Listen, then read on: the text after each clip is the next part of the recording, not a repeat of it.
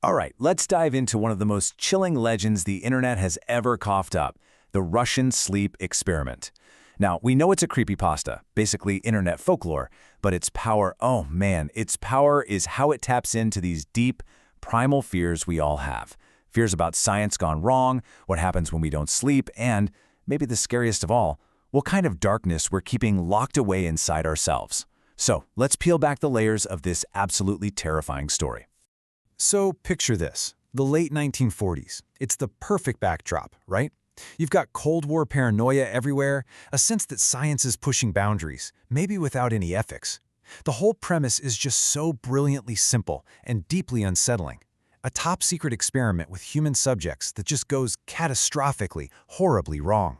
The experiment in the story is called the Insomnia Protocol, and it kicks off with this really twisted deal offered to 5 political prisoners. The bargain? Stay awake for 30 days straight and you walk free.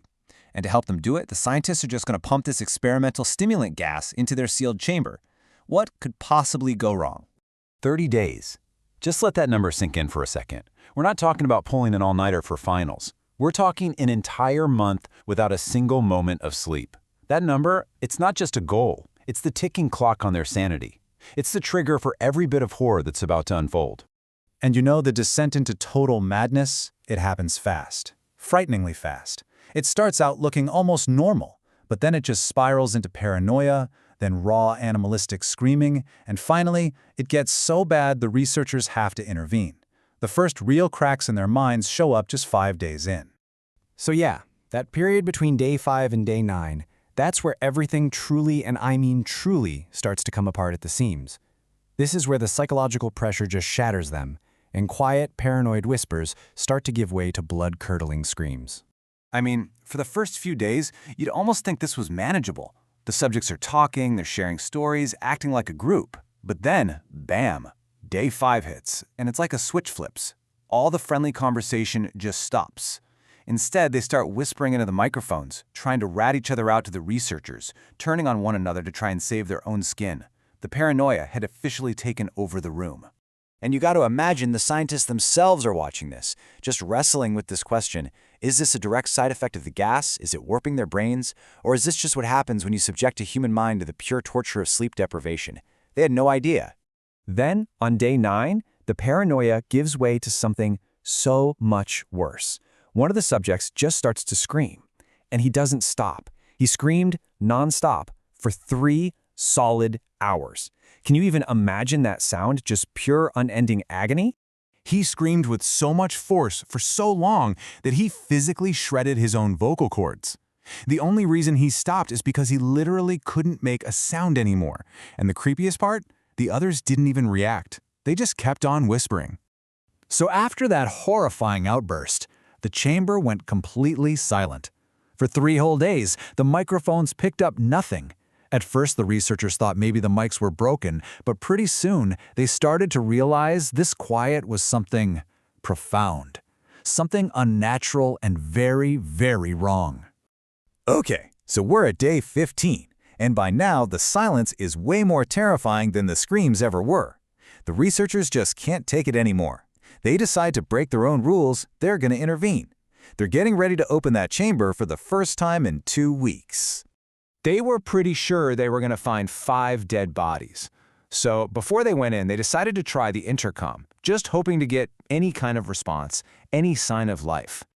Their announcement was so cold and clinical, right? It was just an order designed to keep them safe when they went in.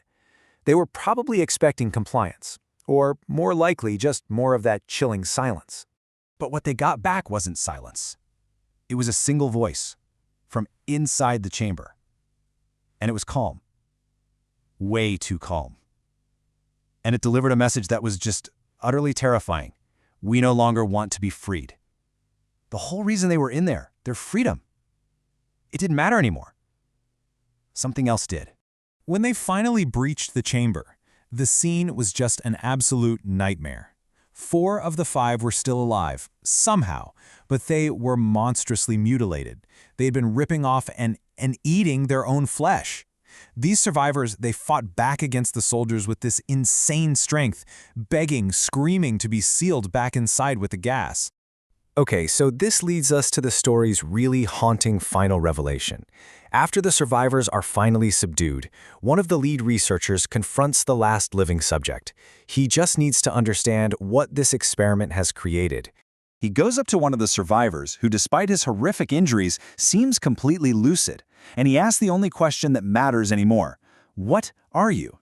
He's not asking for a name, he's asking what kind of monster he's looking at. And this is the legendary response that cemented this story in internet history. The survivor smiles and says, "We are the evil that is dormant within you, begging to be let free at your weakest moment.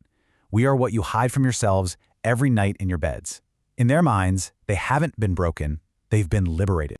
And the story ends like all great legends do, right? With a chilling loose end. The official documents were obviously destroyed to cover the whole thing up. But those audio recordings, the ones with all the whispers and screams, the legend says they're still out there, somewhere. A cursed piece of evidence just waiting to be found. And that's really why the story, even though it's fiction, has haunted people for so long.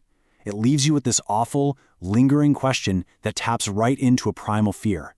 What darkness are we all holding back every single time we close our eyes? What evil is really lurking inside us, just waiting for a moment when we refuse to sleep?